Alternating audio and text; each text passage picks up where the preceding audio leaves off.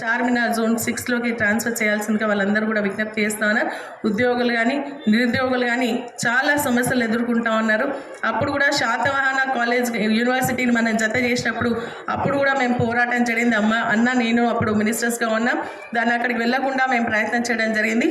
ఇప్పుడు కూడా నేను రిక్వెస్ట్ చేస్తూ ఉన్నాను, మన జిల్లాకు సంబంధించినటువంటి నిరుద్యోగులకు కానీ ఉద్యోగస్తులకు కానీ ప్రమోషన్ లేకుండా ఇబ్బంది పడతా ఉన్నారు. కాబట్టి దాన్ని చార్మినార్ జోన్ 6లోకి ట్రాన్స్ఫర్ చేసే విధంగా మరి జత చేసే విధంగా జరపాలని మీ యొక్క సహకారం దానికి పూర్తిగా అవసరం అని చెప్పేసి కూడా తెలియజేస్తుంది. ఎందుకంటే మన సంగారెడ్డి జిల్లా చార్మినార్లోకి ఉంది, మరి మన మెదక్ జిల్లాను కూడా దానిలోకి చేరిస్తే బాగుంటుందని చెప్పేసి చెప్తా ఉన్నా. ఇంతకుముందు జోన్ 6 మీ పిల్లలు ఇంటర్మీడియట్ మరియు ఎంసెట్ చదువుతూ సబ్జెక్ట్స్ లో కన్ఫ్యూజ్ అవుతున్నారా? కాన్ఫిడెన్స్ లెవెల్ తక్కువగా ఉందా? రిపీటెడ్ మిస్టేక్స్ చేస్తున్నారా? అయితే మీకోసమే ఉంది Rise app. 1 lakh question bank, performance analysis, online classes by experts, ఇంకా మరెన్నో ఫీచర్స్ తో మీ ముందుకొచ్చింది Rise. Rise, the perfect guide.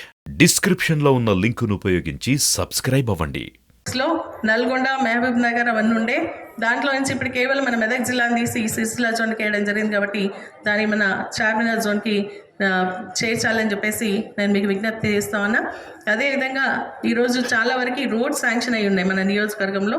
అవన్నీ కూడా బీటీ రోడ్స్ టెండర్స్ ఎవరు ముందుకు రావట్లేదు. అవన్నీ కూడా ఈరోజు ఈ రోడ్డు మనం వస్తున్నటువంటి రోడ్డు కూడా చూస్తున్నాం. రుస్తుంపేట నుంచి ఇప్పుడు మళ్ళీ నాగులపల్లికి కలిసి అటు సికింద్రాపూర్ పోయే రోడ్డు, కానీ చాలా రోడ్స్ టెండర్స్ రాకపోవడం వల్ల ఆగిపోయినాయి.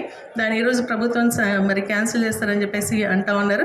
కాబట్టి మీ దృష్టికి తీసుకొస్తా ఉన్నాను, ఎందుకంటే మెయింటెనెన్స్ చాలా అవసరం రోడ్లు. కాబట్టి వాటిలో ఆ విధంగా తీర్చుకుందాం. ఒకరికొకరు ఏంటంటే మరి ఈగోలోకి పోయి ఇబ్బంది పెట్టుకోవద్దని చెప్పేసి కూడా సభావేదికమైనటువంటి పెద్దలందరూ కూడా తెలియజేస్తూ నాకు ఈ అవకాశం కల్పించినందుకు ధన్యవాదాలు తెలియజేస్తూ మరొకసారి మన అన్నకు మరొకసారి ధన్యవాదాలు తెలియజేస్తూ సెలవు తీసుకున్నా. జై హింద్, జై తెలంగాణ. Thank you madam.